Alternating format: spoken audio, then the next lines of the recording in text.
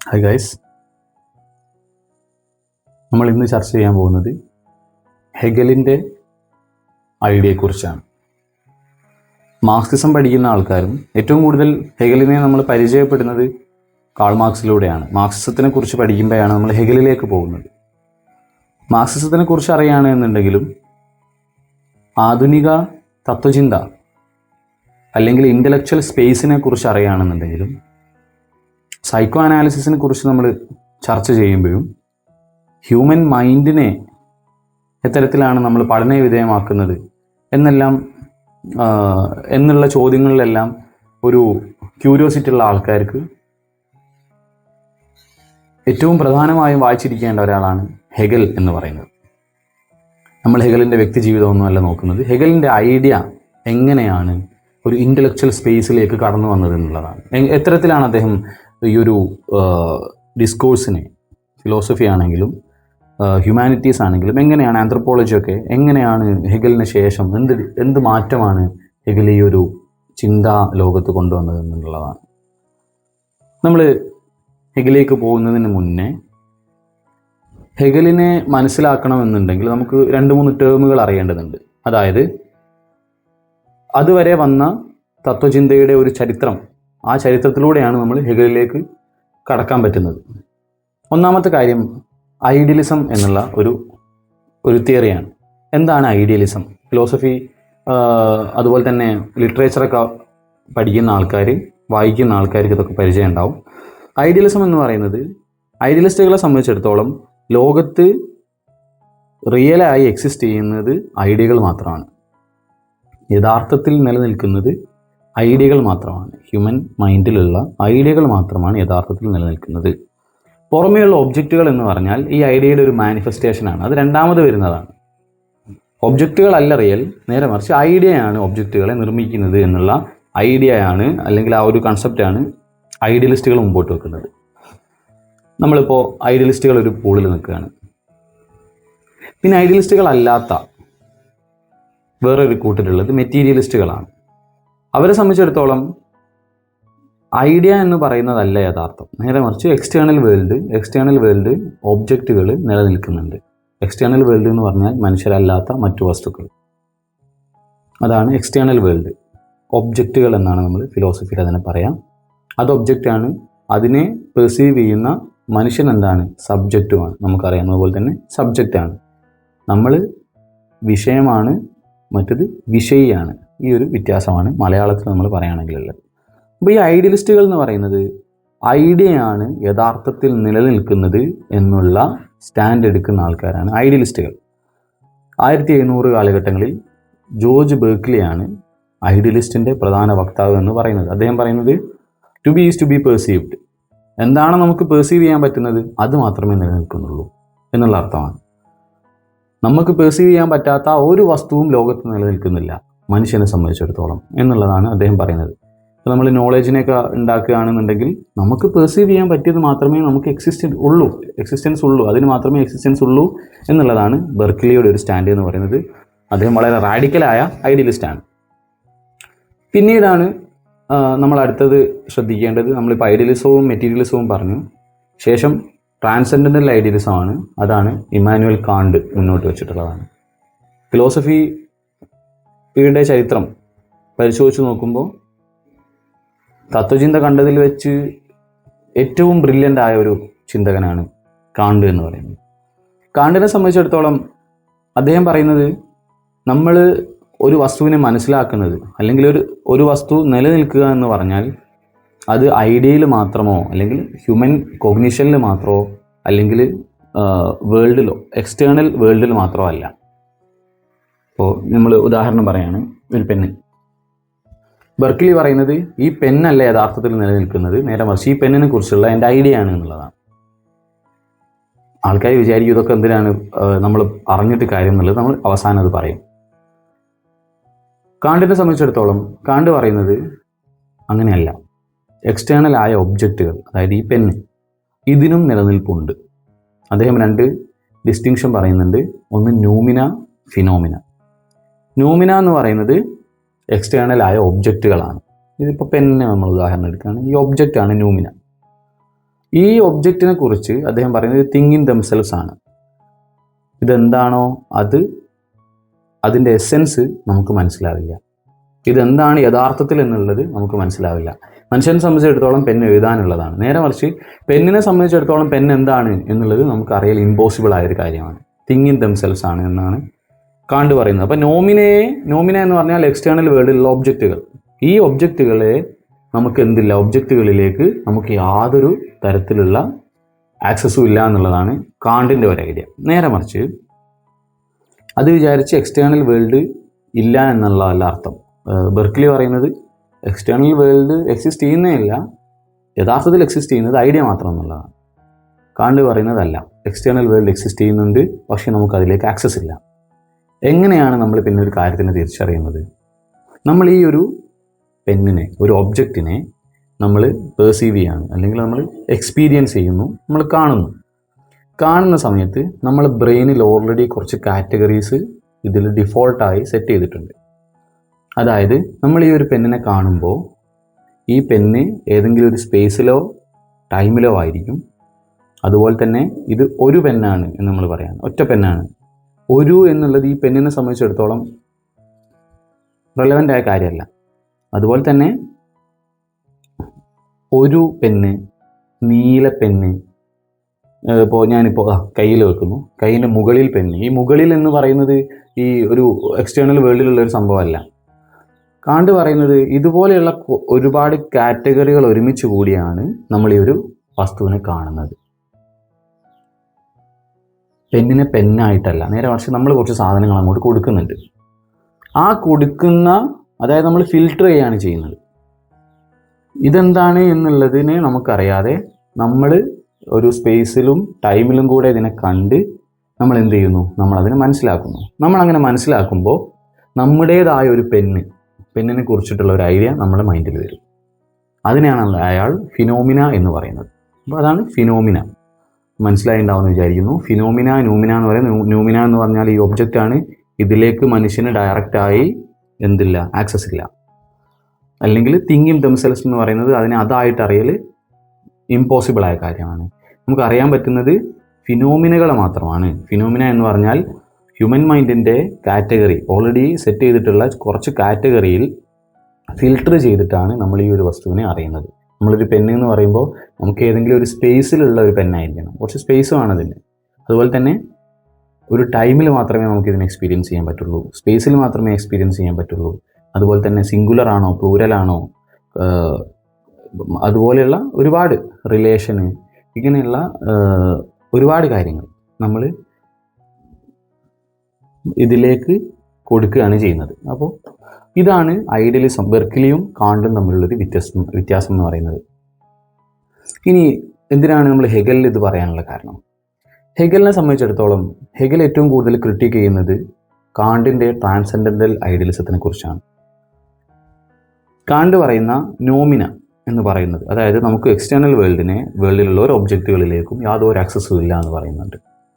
ഈ ഒരു ക്ലെയിമിനെയാണ് ഹെഗൽ എടുക്കുന്നത്. ഹെഗൽ പറയുന്നത് നമുക്ക് ഇതിലേക്ക് ഒരു ആക്സസും ഇല്ല എന്ന് വിചാരിക്കാം, എക്സ്റ്റേണൽ വേൾഡിലേക്ക് ഒരു ആക്സസും ഇല്ല എന്നുണ്ടെങ്കിൽ നമ്മൾ എങ്ങനെയാണ് നമ്മുടെ നോളജിനെ നമ്മൾ വിശ്വസിക്കുന്നത്? എങ്ങനെയാണ് അത് കൃത്യമാകുന്നത്? ഏത് അർത്ഥത്തിലാണ് നമ്മൾ അതിനെ മനസ്സിലാക്കുന്നത് എന്നുള്ളതാണ് അദ്ദേഹത്തിൻ്റെ ഒരു ചോദ്യം എന്ന് പറയുന്നത്. ഇനിയാണ് ഹെഗലിൻ്റെ ഏറ്റവും പ്രധാനപ്പെട്ട ഒരു ഐഡിയയിലേക്ക് നമ്മൾ പോകുന്നത്. അദ്ദേഹത്തിൻ്റെ ഏറ്റവും സങ്കീർണമായൊരു പുസ്തകമാണ് ഫിനോമിനോളജി ഓഫ് സ്പിരിറ്റ് എന്ന് പറയുന്ന പുസ്തകം.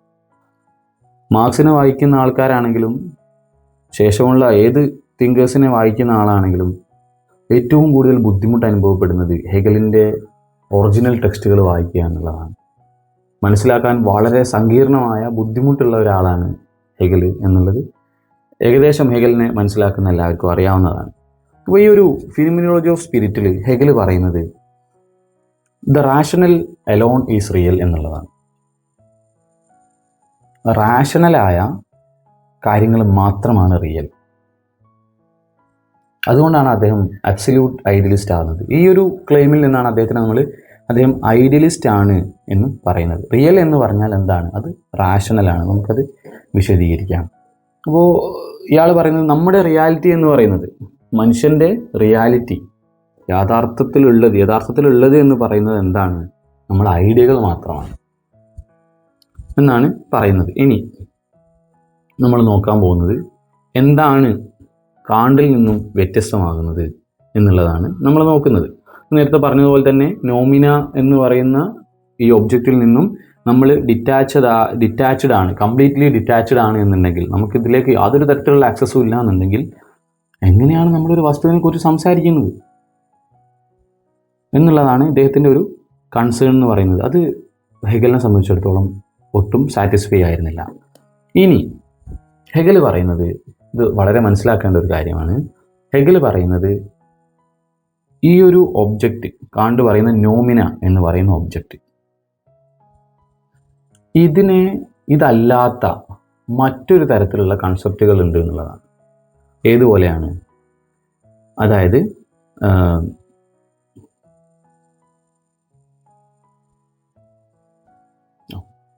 അദ്ദേഹം പറയുന്നത് ഇതല്ലാത്ത മറ്റൊരു കൺസെപ്റ്റുകൾ ഉണ്ട് എന്നുള്ളതാണ്. അദ്ദേഹം കൺസിഡർ ചെയ്യുന്ന ഐഡിയ എന്ന് പറയുന്നത് culture, tradition, society, norms, practices, ഇതിനെയൊക്കെയാണ് അദ്ദേഹം എടുക്കുന്നത്. നമ്മൾ ഈ ഒരു സംഭവത്തിനെ നോക്കാം. കൾച്ചർ നമുക്കറിയാം എന്താണെന്നുള്ള എല്ലാവർക്കും അറിയാം. കൾച്ചർ എന്താണ്, ട്രഡീഷൻ എന്താണ്, സൊസൈറ്റി എന്താണ് എന്നുള്ളതൊക്കെ എല്ലാവർക്കും അറിയാം. ഒരു കോമൺ ആയിട്ടുള്ള ഒരു സാമാന്യമായ ബോധം ഈ വസ്തുക്കളെ കുറിച്ചൊക്കെ എല്ലാം നമുക്കുണ്ട്. ഇയാൾ പറയുന്നത് കൾച്ചർ എന്ന് പറയുന്നത് എന്തല്ല, ഒരു ഒബ്ജക്റ്റ് അല്ല. നമുക്ക് കൾച്ചർ എന്ന് പറഞ്ഞാൽ നമുക്കിങ്ങനെ കാണിച്ചു തരാൻ പറ്റില്ല. ഇതാണ് കൾച്ചർ, ഇപ്പോൾ ഇതാണ് പെണ്ണ് എന്ന് പറയുന്ന പോലെ ഇതാണ് കൾച്ചർ എന്ന് നമുക്ക് പറയാൻ പറ്റില്ല. സൊസൈറ്റി നമുക്ക് അങ്ങനെ കാണാൻ പറ്റുമോ? ഇല്ല. ട്രഡീഷൻ അതിന് പറ്റുമോ? ഇല്ല. അതുകൊണ്ട് അതില്ല എന്നർത്ഥമില്ല. ഇതിനൊന്നും നമുക്ക് എന്തല്ല, ഇതൊന്നും ഒബ്ജക്റ്റുകളല്ല. അതായത് കാണ്ടിനെ സംബന്ധിച്ചിടത്തോളം തിങ് ഇൻ ദംസെൽവ്സ് അല്ല, നോമിന അല്ല. ഉറപ്പാണല്ലോ. അത് നോമിന എന്ന് പറയുന്ന, കാണ്ട് പറയുന്ന കാറ്റഗറിയിൽ പെടുന്നതല്ല ഈ കൾച്ചർ, ട്രഡീഷന്, സൊസൈറ്റി ഒന്നും. ഇനി നേരെ മറിച്ച് അത് നമ്മുടെ മൈൻഡിൽ മാത്രമുള്ളതാണോ? മൈൻഡിൽ മാത്രം എക്സിസ്റ്റ് ചെയ്യുന്നതാണോ? ഏതുപോലെ? ടേസ്റ്റ്, പെയിൻ ഒക്കെ പോലെ വളരെ സബ്ജക്റ്റീവായ കാര്യമാണ്. ടേസ്റ്റിനെ സംബന്ധിച്ചിടത്തോളം വളരെ സബ്ജക്റ്റീവാണ്. അങ്ങനെയാണോ? അതുമല്ല. ഇത് വളരെ സബ്ജക്റ്റീവായ, അതായത് എനിക്ക് മാത്രം തോന്നുന്ന, അല്ലെങ്കിൽ ഓരോരുത്തർക്കും വ്യക്തിപരമായി തോന്നുന്ന ഒരു കാര്യമല്ല ഈ ഒരു കൾച്ചർ, ട്രഡീഷൻ എന്നൊന്നും പറയുന്നത്. നേരെ മറിച്ച് പുറത്തുള്ള ഒരു ഒബ്ജക്റ്റും അല്ല. പിന്നെ ഇതെന്താണ്? ഇയാൾ പറയുന്നത് കൾച്ചർ, ട്രഡീഷൻ, സൊസൈറ്റി എന്നൊക്കെ പറയുന്നത് അത് എക്സ്റ്റേണലാണ്, അതായത് മനുഷ്യൻ്റെ പുറത്തുള്ളൊരു സാധനമാണ്. പക്ഷേ എല്ലാവരും ഷെയർ ചെയ്യുന്നതുമാണ്. ലോകത്തെ മനുഷ്യരെ മുഴുവനും എടുത്താൽ ഈ കൾച്ചർ എന്നൊക്കെ പറയുന്നത് ഒരു മനുഷ്യനിൽ മാത്രമുള്ളൊരു സാധനമല്ല. ടേസ്റ്റ്, പെയിൻ ഒന്നും പോലെയല്ല. നേരെ മറിച്ച് എല്ലാവരും ഷെയർ ചെയ്യുന്ന ഒരു എൻറ്റിറ്റിയാണ്, ഒരു വസ്തുവാണ് എന്തെന്ന് പറയുന്നത്, ഈ ഒരു കൾച്ചർ എന്ന് പറയുന്നത്. അപ്പോൾ ഇയാൾ പറയുന്നത് ഈ തരത്തിലുള്ള ഐഡിയകൾ, അതായത് സബ്ജക്റ്റീവ് അല്ല. സബ്ജക്റ്റീവ് എന്ന് പറഞ്ഞാൽ ഞാൻ നേരത്തെ പറഞ്ഞു, പെയിൻ, ടേസ്റ്റ് ഒക്കെ പോലെ നമുക്ക് മാത്രം അനുഭവപ്പെടുന്നതാണ്. സബ്ജക്റ്റീവായ ഓരോ അഭിപ്രായങ്ങൾ ഓരോരുത്തർക്കും ഉണ്ടാവും. അത് ആ ഒരു വ്യക്തിയിൽ മാത്രം നിൽക്കുന്ന ഒരു സാധനമാണ്. ഒബ്ജക്റ്റീവ് എന്ന് പറഞ്ഞാൽ സയൻസ് ഒക്കെ പറയുന്നത് പോലെ സബ്ജക്റ്റീവായ ഐഡിയകളല്ല. ഇപ്പോൾ സൂര്യൻ പടിഞ്ഞാറെന്ന് വരിക എന്ന് പറഞ്ഞാൽ എൻ്റെ അഭിപ്രായത്തിൽ എന്ന് പറയാനുള്ള സാധ്യതയൊന്നുമില്ല. വളരെ ഒബ്ജക്റ്റീവാണ്. അത് പടിഞ്ഞാറിലാണ് അസ്തമിക്കുന്നത്, കിഴക്കിലാണ് ഉദിക്കുന്നത്. അപ്പോൾ അത് വളരെ ഒബ്ജക്റ്റീവായൊരു കാര്യമാണ്. ഉദയമുണ്ടോ അസ്തമയമുണ്ടോ എന്നുള്ളതല്ല ഞാൻ പറയുന്നത്. നമ്മളെ സംബന്ധിച്ചിടത്തോളം, ഇവിടെയുള്ള നമ്മളെ സംബന്ധിച്ചിടത്തോളം നമ്മൾ കാണുന്നത് അങ്ങനെയാണ്. ഇനി ഇയാൾ പറയുന്നത്, അപ്പോൾ ഇങ്ങനെയുള്ള കൺസെപ്റ്റുകൾ, ഏതുപോലെ കൾച്ചർ, ട്രഡീഷൻ, ഐഡൻറ്റിറ്റി, സൊസൈറ്റി, ഇതുപോലെയുള്ള ടേംസുകൾ, കൺസെപ്റ്റുകൾക്ക് പ്രത്യേകമായി നമ്മളൊരു കാറ്റഗറി കൊടുക്കണം. കാരണം അത് ഒബ്ജക്റ്റുകളല്ല, നേരെ മറിച്ച് അത് സബ്ജക്റ്റീവായൊരു കാര്യമല്ല. അത് ലോകത്തുള്ള എല്ലാ മനുഷ്യരും പരസ്പരം ഷെയർ ചെയ്യുന്ന, എന്നാൽ സബ്ജക്റ്റീവായ, അതായത് എന്നെ സംബന്ധിച്ചിടത്തോളം എൻ്റെ പുറത്ത് നിൽക്കുന്ന ഒരു സാധനമാണ് എന്ത്, കൾച്ചർ എന്ന് പറയുന്നത്. അപ്പോൾ ആ ഒരു വ്യത്യാസം നമ്മൾക്ക് മനസ്സിലായല്ലോ. ഇനി ഈ ഒരു ഐഡിയ എന്ന് പറയുന്നത് നമ്മൾ ഈ പറഞ്ഞ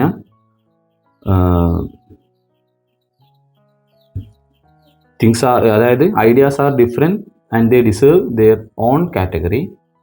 he says the third kind of idea belong in all of S. ഇത് നമ്മളെല്ലാവരും ഉള്ളൊരു സാധനമാണ്. മനുഷ്യനെ എടുക്കുകയാണെന്നുണ്ടെങ്കിൽ എല്ലാ മനുഷ്യരോടുള്ള ഒരു സംഭവം എന്ന് പറയുന്നത് എന്താണ്, ഈ കൾച്ചർ, ഐഡൻറ്റിറ്റി ഒക്കെ പോലെയുള്ള സാധനങ്ങളാണ്. പിന്നെ ഇയാൾ പറയുന്നത് ഈ മനുഷ്യരെല്ലാവരും, ഹ്യൂമൻ ഹിസ്റ്ററി നമ്മൾ എടുത്തു നോക്കുകയാണെന്നുണ്ടെങ്കിൽ എല്ലാവരും ഷെയർ ചെയ്യുന്ന ഒരു ഐഡിയ ഉണ്ട്, ഷെയർഡ് ഐഡിയാസുകളുണ്ട് മനുഷ്യർക്കിടയിൽ.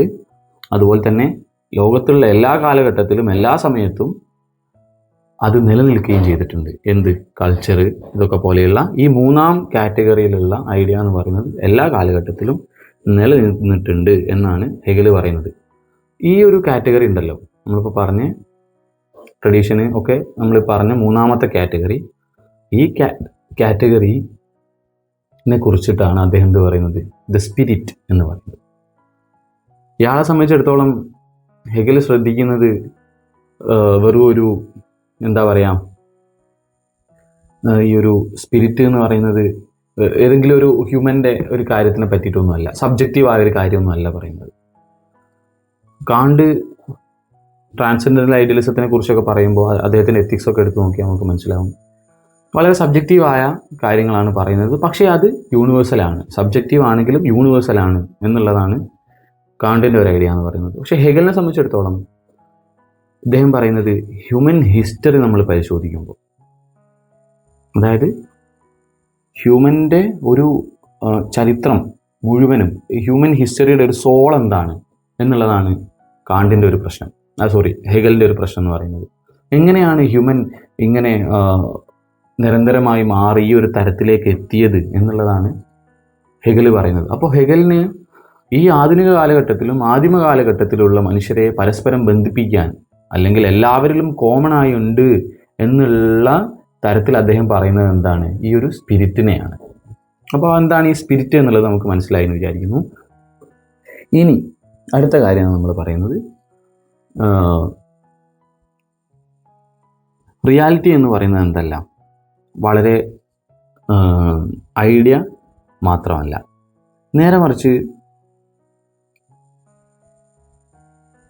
നമ്മൾ എങ്ങനെയാണ് ഈ ഐഡിയയെ പെർസീവ് ചെയ്യുന്നത് എന്നുള്ളതാണ്. അതായത് വായിക്കാം, reality is not solely ideas.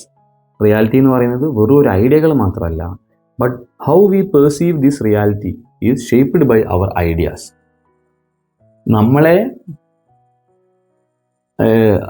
ഓരോ ഐഡിയകൾ വെച്ചിട്ട് നമ്മൾ ഓൾറെഡി ഷേപ്പ് ചെയ്തിട്ടുണ്ട്. നമ്മളെ ഹ്യൂമൻ മൈൻഡ് എന്ന് പറയുന്നത് ഓൾറെഡി ഷേപ്പ് ചെയ്യപ്പെട്ടതാണ്. അപ്പോൾ ആ ഷേപ്പ് ചെയ്തിട്ടുള്ള നമ്മൾ ഐഡിയകൾ കൊണ്ട് എങ്ങനെയാണ് നമ്മൾ റിയാലിറ്റിയെ നമ്മൾ മനസ്സിലാക്കുന്നത് എന്നുള്ളതാണ്. നമ്മളിപ്പോൾ ഒരു കൾച്ചറിലാണ് ജീവിക്കുന്നത്, ആ കൾച്ചറിൽ നിന്നുകൊണ്ട് നമ്മളൊരു ജഡ്ജ്മെൻറ്റ് നടത്തുകയാണ്, ഇത് ശരിയില്ല എന്ന് പറയാനുള്ള കാരണം ഓൾറെഡി ഷേപ്പ് ചെയ്തിട്ടുള്ള ഒരു ഐഡിയയുടെ ആ ഒരു മെഷറിൽ നിന്നിട്ടാണ് നമ്മളത് പറയുന്നത്. അതെല്ലാ കാലഘട്ടങ്ങളിലും ഏത് സമയത്തും അവിടെയുള്ള മനുഷ്യർക്ക് ഉണ്ടായിരുന്നൊരു വസ്തുതയാണ് ഇതെന്നാണ് ഹെഗലിനെ സംബന്ധിച്ചിടത്തോളം അദ്ദേഹം പറയുന്നത്. ഇനി അദ്ദേഹം പറയുന്നത്, നമ്മൾ ലോകത്തിനെ മനസ്സിലാക്കാൻ നമ്മൾ നിർമ്മിച്ചെടുക്കുന്ന കൺസെപ്റ്റുകൾ, ലോകത്തിനെ മനസ്സിലാക്കാൻ നമ്മൾ ഒരുപാട് കൺസെപ്റ്റുകൾ നിർമ്മിച്ചിട്ടുണ്ട്. അതുകൊണ്ടാണ് anthropology, humanities, politics, sociology, archaeology, ഇങ്ങനെ തുടങ്ങിയ ഒരുപാട് വിജ്ഞാന ശാഖകളുള്ളത്. നമ്മൾ ലോകത്തിനെ മനസ്സിലാക്കാൻ വേണ്ടി നിരവധി കൺസെപ്റ്റുകൾ നമ്മൾ നിർമ്മിച്ചിട്ടുണ്ട്. ഈ കൺസെപ്റ്റുകൾ എന്ന് പറയുന്നത്, ഇദ്ദേഹം പറയുന്നത്, അത് ഈ ഒരു സ്പിരിറ്റിൻ്റെ ഒരു പ്രൊഡക്റ്റാണ്. നമ്മൾ ഈ സ്പിരിറ്റ് എന്ന് പറഞ്ഞാൽ നമ്മൾ ഈ മൈൻഡ്, ആത്മാവ്, അർത്ഥത്തിലല്ല എടുക്കേണ്ടത്. നേരത്തെ പറഞ്ഞ പോലെ കൺസെപ്റ്റുകളാണ് നമ്മൾ എടുക്കേണ്ടത്. അപ്പോൾ ഈ ഷെയർഡ് ആയിട്ടുള്ള സ്പിരിറ്റിൽ നിന്നുമാണ് നമുക്ക് ലോകത്തിനെ മനസ്സിലാക്കാനുള്ള ഐഡിയകൾ ഉണ്ടാകുന്നത് എന്നുള്ളതാണ് ഹെഗലിൻ്റെ ഒരു പോയിന്റ് എന്ന് പറയുന്നത്. ഇനി ഈ ഒരു സ്പിരിറ്റാണ് നമുക്ക് എങ്ങനെയാണ് നമ്മൾ റിയാലിറ്റിയെ മനസ്സിലാക്കേണ്ടത് എന്നുള്ള ഒരു എന്താ പറയുക ഒരു ഇൻസ്ട്രക്ഷൻ തരുന്നത് എന്നുള്ളതാണ്. ഹെഗലിൻ്റെ ഐഡിയ എന്ന് പറയുന്നത് ഞാൻ പറഞ്ഞു വളരെ സങ്കീർണമായ ഐഡിയ ആണ്.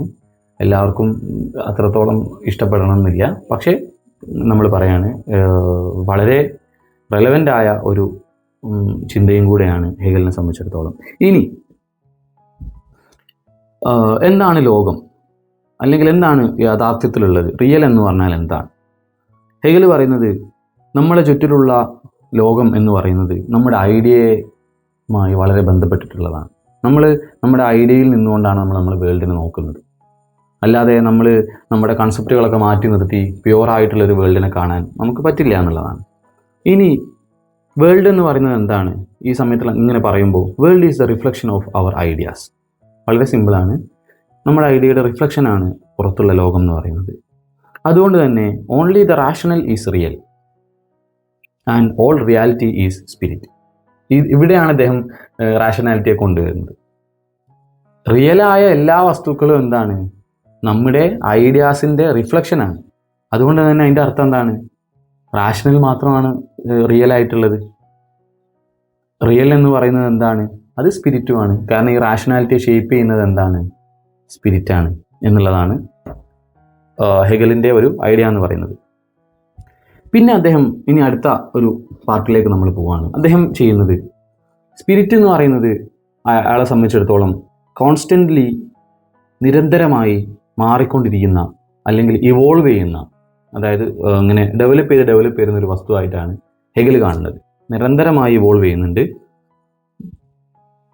ഇതിൻ്റെ ഒരു ലക്ഷ്യം എന്ന് പറയുന്നത്, സ്പിരിറ്റിൻ്റെ ഒരു ലക്ഷ്യം എന്ന് പറയുന്നത് അബ്സല്യൂട്ടിലേക്ക് എത്തുക എന്നുള്ളതാണ്. അപ്പോൾ നമ്മൾ ഇത് വളരെ വിശദമായിട്ട് പറയുമ്പോൾ നമുക്ക് മനസ്സിലാവും എന്താണ് ഈ ഉദ്ദേശം എന്ന് പറയുന്നത്. ഇനി അബ്സല്യൂട്ടിനെ കുറിച്ച് അദ്ദേഹം പറയുന്നത് എന്താണ് അബ്സല്യൂട്ട്? അദ്ദേഹം പറയുന്നത്, അദ്ദേഹത്തിൻ്റെ വാക്കുകൾ നമുക്ക് വായിക്കാം. The spirit that which is present to itself in the certainty of unconditional self knowing എന്നാണ് ഹെഗൽ പറയുന്നത്. അപ്പോൾ എന്താണെന്നുള്ളത് നമുക്ക് ഒന്ന് കീറി മുറിച്ച് പരിശോധിക്കാം. അപ്പോൾ ഇദ്ദേഹം പറയുന്നത് സ്പിരിറ്റ് ഇവോൾവ് ചെയ്യുന്നുണ്ട്. കാലാകാലങ്ങളായി സ്പിരിറ്റ് ഇങ്ങനെ ഇവോൾവ് ചെയ്ത് വന്നിട്ടാണ് ഹ്യൂമൻ ഇപ്പോൾ എത്തി നിൽക്കുന്ന ഈ ഒരു സ്റ്റേജിലേക്ക് എത്തിയത്.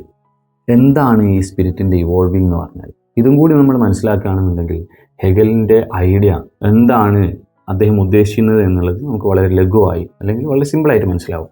ഇതും കൂടെ മനസ്സിലാക്കുമ്പോഴാണ് ഹെഗലിൻ്റെ ആ ഒരു സങ്കീർണത കുറച്ചൊന്ന് ഈസി ആയിട്ട് തോന്നുന്നത്. അദ്ദേഹത്തെ സംബന്ധിച്ചിടത്തോളം അയാൾ പറയുന്നത് ഈ ഒരു സ്പിരിറ്റിൻ്റെ ഇവോൾവിങ് എന്ന് പറയുന്നത് ഡയലക്റ്റിക്സിലൂടെയാണ് എന്നുള്ളതാണ്. നമ്മൾ കേട്ടിട്ടുണ്ടാവും മാർക്സിൻ്റെ ഡയലക്റ്റിക്കൽ മെറ്റീരിയലിസം നമ്മൾ കേട്ടിട്ടുണ്ടാവും. പക്ഷേ ആ ഒരു ഡയലക്റ്റിക്കൽ മെറ്റീരിയലിസം മാർക്സ് എടുക്കുന്നത് ഹെഗലിൻ്റെ ഈ ഒരു കൺസെപ്റ്റിൽ നിന്നുമാണ്. അപ്പോൾ എന്താണ് ഹെഗലിനെ സംബന്ധിച്ചിടത്തോളം ഹെഗലിൻ്റെ ഡയലക്റ്റിക് എന്തായിരുന്നു? അയാൾ പറയുന്നത് ഡയലക്റ്റിക് എന്ന് പറയുന്നത് തീസിസ്, ആൻറ്റിതീസിസ്, സിന്തസിസ് എന്നുള്ളതാണ് ഈ ഒരു ഡയലക്റ്റിക്സ് എന്ന് പറയുന്നത്. ഇത് എന്താണ്? ഇതാണ് നമ്മുടെ കൾച്ചർ, ഐഡൻറ്റിറ്റി, അതുപോലെ തന്നെ ബിലീഫ്സ്, നോംസുകൾ, ഇതെല്ലാം ഇങ്ങനെ ഡയലക്റ്റിക്സിലൂടെ ഉണ്ടായി വന്നതാണ് എന്നുള്ളതാണ് ഹെഗലിനെ സംബന്ധിച്ചിടത്തോളം അയാൾ പറയുന്നത്. നമ്മൾ വിശദമായിട്ട് പറയാം. നമ്മളിപ്പോൾ ഒരു കാര്യം പറയാം. അതുവരെ ഉണ്ടായിരുന്നത് ഫിലോസഫിയിൽ ഉണ്ടായിരുന്ന ഒരു ഐഡിയ എന്ന് പറയുന്നത് ഇത് പെന്നാണ് എന്ന് പറയാം. ഇത് പെന്നാണ്. അതേസമയം ഇത് പെന്നല്ലാത്ത ഒന്നാണ് എന്ന് പറയാൻ പറ്റുമോ? ഇത് പെന്നാണെങ്കിൽ ഇത് പെന്നല്ലാത്ത ഒന്നല്ല, ഇത് പെൻ തന്നെയാണ് എന്ന് നമ്മൾ പറയാം. അപ്പോൾ അതാണ് ഇത് എ ആണ് എന്നുണ്ടെങ്കിൽ എ അല്ലാത്തത് അല്ലത് എ തന്നെയാണ്. ഇത് എ ആണെന്നുണ്ടെങ്കിൽ എ അല്ലാത്തതാണ് എന്ന് പറയാൻ പറ്റൂല. ഇത് പെന്നാണെന്ന് പറഞ്ഞാൽ ഇത് പെന്നല്ലാത്ത ഒന്നുമാണെന്ന് പറയാൻ പറ്റുമോ? ഇല്ല. ഹെഗൽ പറയുന്നത് അത് ഒബ്ജക്റ്റിൽ മാത്രമേ പറ്റുള്ളൂ. നിങ്ങൾക്കൊരു ഒബ്ജക്റ്റിനെ പറ്റി അങ്ങനെ പറയാൻ പറ്റുള്ളൂ. നമ്മൾ കല്ലിനെ കാണുകയാണെങ്കിൽ ഇത് കല്ലാണ്, ഇത് കല്ലല്ലാത്ത എന്തോ ഒന്നുമാണ് എന്ന് നമുക്ക് പറയാൻ പറ്റൂല. ഒരേ സമയം രണ്ടും കൂടെ ആ വസ്തു ആവുന്നില്ല എന്നുള്ളതാണ്. പക്ഷേ മനുഷ്യൻ്റെ മൈൻഡ് അല്ലെങ്കിൽ മനുഷ്യൻ്റെ കൾച്ചർ, മനുഷ്യൻ്റെ ഈ ഒരു സോൾ, ഹ്യൂമൻ ഹിസ്റ്ററിയുടെ ഒരു സോൾ എന്ന് പറയുന്നത് അങ്ങനെയല്ല. തീസീസും ആൻറ്റി തീസീസും സിന്തസിസും കൂടി ചേർന്നതാണ് ഹ്യൂമൻ്റെ സോൾ എന്ന് പറയുന്നത്. അതായത് തീസീസ് എന്ന് പറയുന്നത്, ഞാനിപ്പോൾ ഒരു പോയിന്റ് പറയാം, അതാണ് തീസീസ്. അപ്പോൾ അപ്പുറമുള്ള ഒരാൾ അതിനെ ക്രിട്ടിക്ക് ചെയ്തിട്ട് അതിനെ എന്താ ചെയ്യുന്നത്, വിമർശിക്കുകയാണ് ചെയ്യുന്നത്. അതാണ് ആൻറ്റി തീസീസ്. അപ്പോൾ ഈ രണ്ട് കാര്യങ്ങളിൽ നിന്നും പുതിയ ഒന്ന്, ഈ രണ്ടെണ്ണത്തിനെയും മറികടന്നുകൊണ്ട് ഈ രണ്ടും ശരിയാകുന്ന രൂപത്തിൽ ഉള്ള മൂന്നാമതൊന്നിനെ ഉണ്ടാക്കുന്നു. അതാണ് സിന്തസിസ്. അപ്പോൾ നേരെ മറിച്ച് അത് കഴിയെ സിന്തസിസ് വീണ്ടും എന്താവും, ഒരു തീസിസ് ആവും, പിന്നെ ആൻറ്റി തീസിസ് ആവുന്നു, സിന്തസിസ് ആകുന്നു, ആ സിന്തസിസ് വീണ്ടും തീസിസ് ആകുന്നു. ഇങ്ങനെ നിരന്തരമായ പ്രക്രിയയിലൂടെ നടന്നു വന്നിട്ടുള്ള, അല്ലെങ്കിൽ പ്രക്രിയയിലൂടെ ഹിസ്റ്ററി, ചരിത്രം അങ്ങനെ സഞ്ചരിക്കുകയും അങ്ങനെ ആ പ്രക്രിയയുടെ അവസാനമായിട്ടാണ് നമ്മൾ എന്ത് ചെയ്യുന്നത്, നമ്മൾ ഈ ഒരു നിൽക്കുന്ന ഒരു അവസ്ഥയിലെത്തിയത്. നിരന്തരം തീസീസും ആൻറ്റി തീസീസും സിന്തസിസും നടന്നിട്ടാണ് നമ്മുടെ കൾച്ചർ ഇങ്ങനെ ഉണ്ടായത് എന്നുള്ളതാണ് അദ്ദേഹം പറയുന്നത്. അതായത് നമ്മൾ കൾച്ചറൊക്കെ നമ്മൾ പരിശോധിച്ച് നോക്കിയാൽ മതി. സതി ഒരു കാലത്ത് നല്ലതായിരുന്നു, സ്ത്രീകൾ പഠിക്കാൻ പോകാൻ പാടില്ല എന്ന് പറയുന്നത് വളരെ അക്സെപ്റ്റബിൾ ആയ ഒരു കാര്യമായിരുന്നു. തൊട്ടുകൂടായ്മ, തീണ്ടിക്കൂടായ്മ, ഇതുപോലെയുള്ള ഒരുപാട് അനാചാരങ്ങളെല്ലാം വളരെ അക്സെപ്റ്റബിൾ ആയിരുന്നു. അടിമത്തം ആഘോഷിക്കപ്പെടേണ്ടതായിരുന്നു. നേരെ മറിച്ച് ഇന്ന് നമ്മൾ നോക്കുകയാണെന്നുണ്ടെങ്കിൽ അതൊന്നും പാടില്ല, അതെല്ലാം തെറ്റാണ് എന്ന് നമ്മൾ ജനാധിപത്യപരമായ മൂല്യങ്ങളിൽ നിന്നുകൊണ്ട് നമ്മൾ സംസാരിക്കുന്നു. അതിൻ്റെ കാരണം എന്താണ്? ഒരു തീസീസ് ഉണ്ടാകുമ്പോൾ അതിൻ്റെ ആൻറ്റി തീസീസ് ഉണ്ടാകുന്നു, അതിൻ്റെ സിന്തസിസ് ഉണ്ടാകുന്നു എന്നുള്ളതാണ്. അങ്ങനെ മാത്രമേ ഹ്യൂമൻ ഹിസ്റ്ററിക്ക് ഇവോൾവ് ചെയ്യാൻ പറ്റുള്ളൂ എന്നുള്ളതാണ് ഹെഗൽ പറയുന്നത്. അപ്പോൾ ആ ഇവോൾവ് ചെയ്യുന്നത് എങ്ങനെയാണ്?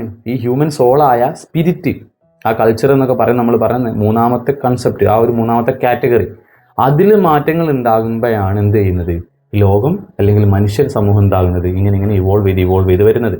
ഇതിൽ നിന്നാണ് മാർക്സ് അദ്ദേഹത്തിൻ്റെ ഐഡിയ നിർമ്മിച്ചെടുത്തിട്ടുള്ളത്. നമുക്കത് ഇനി വരുന്ന വീഡിയോസിൽ മാർക്സിനെ വളരെ ഡീറ്റെയിൽ ആയിട്ട് നമുക്ക് ചർച്ച ചെയ്യാൻ പറ്റും. ഇനി ഇദ്ദേഹം പറയുന്നത്, ഇദ്ദേഹത്തിൻ്റെ ഐഡിയ ഏകദേശം മനസ്സിലായെന്ന് വിചാരിക്കുന്നു. വളരെ ഇൻക്ലൂസീവായ, അതായത് പൊളിറ്റിക്കലായ ഒരു ഫിലോസഫറാണ് ഹെഗൽ എന്നുള്ളതാണ് ഞാൻ മനസ്സിലാക്കിയത്. അതായത് ഈ ഒരു തീസീസ് ആൻറ്റി തീസീസ് എന്ന് പറയുമ്പോൾ അതൊരു വ്യക്തിയിൽ തന്നെ നടക്കാനും സാധ്യതയുണ്ട്. ഇപ്പോൾ നമ്മൾ തന്നെ ഒരു കാര്യം ആലോചിക്കുകയാണെങ്കിൽ, എന്തെങ്കിലും ഒരു സംഭവം ആലോചിക്കുകയാണ്, ഇപ്പോൾ എന്തെങ്കിലും ഒരു ആക്ഷൻ ഞാൻ ചെയ്തു, എങ്ങനെ ആലോചിക്കുകയാണ്, അത് ശരിയാ, ഞാൻ ചെയ്തത് കുഴപ്പമൊന്നുമില്ല. അപ്പം തന്നെ നമ്മൾ അതിൻ്റെ നേരെ ആൻറ്റി തീസീസും ആലോചിക്കും.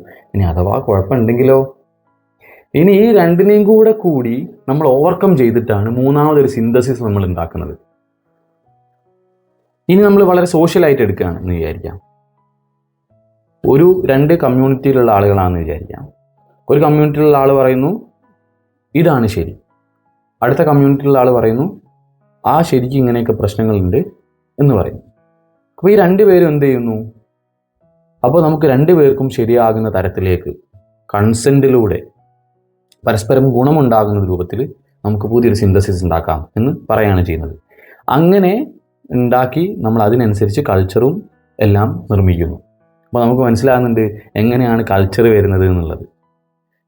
നമ്മളിപ്പോൾ ആലോചിച്ച് വെച്ച നമ്മുടെ ഐഡിയകൾ മുഴുവൻ, നമ്മുടെ കൺസെപ്റ്റുകൾ മുഴുവൻ നിർമ്മിക്കപ്പെടുന്നത് എങ്ങനെയാണ്, യഥാർത്ഥത്തിൽ നിർമ്മിക്കപ്പെടുന്നത് എങ്ങനെയാണ് എന്നുള്ളതാണ് ഹെഗൽ പറയുന്നത്. അപ്പോൾ നമുക്ക് ഏകദേശം ഒരു ധാരണ അല്ലെങ്കിൽ ഒരു പിക്ചർ നമുക്ക് കിട്ടും ഈ ഒരു കൺസെപ്റ്റ് നമ്മൾ കാണുന്ന സമയത്ത്. ഇനി എല്ലാം മാറിക്കൊണ്ടിരിക്കുന്നത് നമ്മൾ കാണുന്നുണ്ട്. കാരണം എന്തുകൊണ്ടാണ്?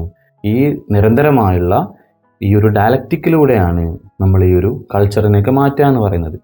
ഇനി ഒരു ഇൻഡിവിജ്വൽ ഹ്യൂമനിലേക്ക് വരുമ്പോൾ അദ്ദേഹത്തിൻ്റെ ഏറ്റവും വ്യക്തിപരമായി ഞാൻ ഏറ്റവും കൂടുതൽ ഇഷ്ടപ്പെടുന്ന അദ്ദേഹത്തിൻ്റെ ഒരു ഐഡിയ ആണ് മാസ്റ്റർ സ്ലേവ് ഡയലക്റ്റിക് എന്ന് പറയുന്നത്. അതുവരെ ഫിലോസഫിയുടെ ഒരു ചരിത്രം എടുത്ത് നോക്കുമ്പോൾ എല്ലാവരും ഒരു ഇൻഡിവിജ്വലിൽ കേന്ദ്രീകൃതമായിട്ടാണ് ഓരോ കാര്യങ്ങൾ പറയുന്നത്. വളരെ സബ്ജക്റ്റ് സെൻട്രിക് ആയിട്ടാണ് പറയുന്നത്. ഒരാളുടെ സെൽഫ് എന്താണ്, അയാളുടെ മൈൻഡ് എന്താണ്, അയാളുടെ ഐഡിയ എന്താണ് എന്നുള്ളതൊക്കെയാണ് ഈ ഒരു ഫിലോസഫിയുടെ ഒരു ചർച്ചാ വിഷയം എന്ന് പറയുന്നത്. നേരെ മറിച്ച് ഹെഗലിലേക്ക് വരുമ്പോൾ ഹെഗൽ പറയുന്നത് ഐ എന്ന് പറഞ്ഞാൽ ഞാൻ, ഒരു ഐഡൻറ്റിറ്റി. ഐ എന്ന് പറയുന്ന ഞാൻ ഉണ്ടാകണം എന്നുണ്ടെങ്കിൽ, ഞാൻ എന്നുള്ള എൻ്റെ ബോധം, കോൺഷ്യസ്നെസ്, സെൽഫ് കോൺഷ്യസ്നെസ് ഉണ്ടാവണമെന്നുണ്ടെങ്കിൽ അപ്പുറത്ത് ഒരാളും കൂടെ വേണം, അതായത് ഒരു അതറും കൂടെ വേണം. അതർ കോൺഷ്യസ്നെസ്സും കൂടെ ഉണ്ടായാൽ മാത്രമേ ഐ ഉണ്ടാവുകയുള്ളൂ എന്നുള്ളതാണ് ഹെഗലിൻ്റെ ഏറ്റവും വിപ്ലവകരമായ ഒരു ഫിലോസഫിയിലെ മാറ്റം എന്ന് പറയുന്നത്. അതുവരെ ഒരാളെ മാത്രം പഠിച്ചിരുന്ന ഈ ഒരു ഫിലോസഫിയെ വളരെ പൊളിറ്റിക്കലി അനലൈസ് ചെയ്യുക എന്നുള്ളതാണ് ഹെഗൽ ചെയ്തിട്ടുള്ള ഏറ്റവും വലിയൊരു ധർമ്മം എന്ന് പറയുന്നത്.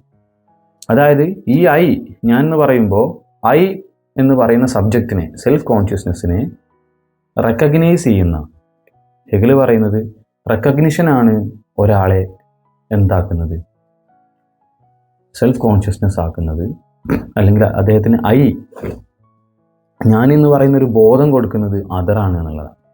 അതർ ഉണ്ടാകുന്ന സമയത്തെ ഐ ഉണ്ടാവുകയുള്ളൂ. ഏതുപോലെ അടിമ ഉണ്ടെങ്കിലേ ഉടമ ഉള്ളൂ, ടീച്ചർ ഉണ്ടെങ്കിലേ സ്റ്റുഡൻ്റ് ഉള്ളൂ, ഭാര്യ ഉണ്ടെങ്കിലേ ഭർത്താവുള്ളൂ, മക്കളുണ്ടെങ്കിലേ അച്ഛനുള്ളൂ, അമ്മയുള്ളൂ, എല്ലാം.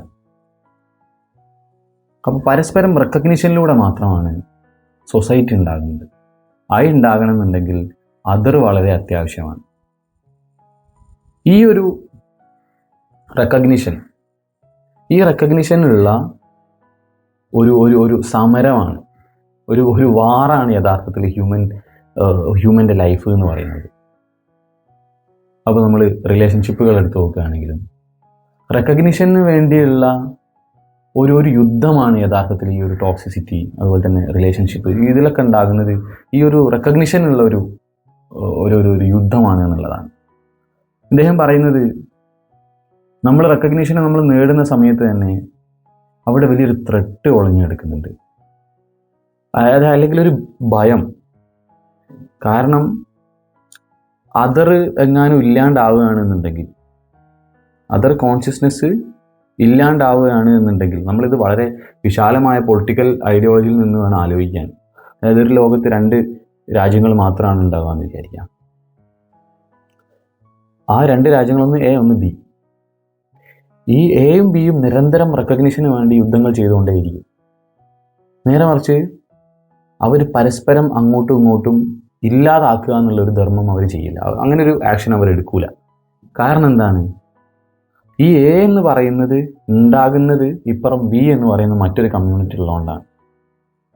അപ്പോൾ ഈ എ കമ്മ്യൂണിറ്റിനെ സംബന്ധിച്ചിടത്തോളം അവർക്കൊരു ഭയം ഉണ്ടാവും. കാരണം എൻ്റെ അസ്തിത്വം, അല്ലെങ്കിൽ ഞാനാകുന്നത് അപ്പുറത്ത് അവരോട് ഉള്ളത് കൊണ്ടാണ് എന്നുള്ളതാണ്. നേരത്തെ പറഞ്ഞതുപോലെ തന്നെയാണ്, ടീച്ചർ ഉണ്ടെങ്കിൽ മാത്രമേ സ്റ്റുഡൻ്റ് ഉള്ളൂ. അപ്പോൾ ടീച്ചറെ സംബന്ധിച്ചിടത്തോളം ഒരു ഭയമാണ് അത്. എൻ്റെ അസ്തിത്വം മറ്റേ ആളിലാണുള്ളത്, അവരില്ലാണ്ടായാൽ ഞാനും ഇല്ലാണ്ടാവും. അതുകൊണ്ട് എലിമിനേറ്റ് ചെയ്യാന്ന് പറയുന്നൊരു ഇത് ചെയ്യുന്നില്ല, പക്ഷേ റെക്കഗ്നിഷനെ എങ്ങനെ സീക്ക് ചെയ്തുകൊണ്ടേയിരിക്കും. ഇതാണ് ഒരു മാസ്റ്റർ സ്ലേവ് ഡയലക്റ്റിക്കിൻ്റെ വളരെ സിമ്പിളായിട്ട് നമ്മൾ പറയുകയാണെങ്കിൽ. ഇദ്ദേഹം പറയുന്നത്, ഇനി ഏതെങ്കിലും സമയത്ത് അതർ എലിമിനേറ്റ് ചെയ്യപ്പെടുകയാണെന്നുണ്ടെങ്കിൽ, വധിക്കപ്പെടുകയാണെന്നുണ്ടെങ്കിൽ, അതിനാണ് അദ്ദേഹം ദ എൻഡ് ഓഫ് ഹിസ്റ്ററി എന്ന് പറയുന്നത്.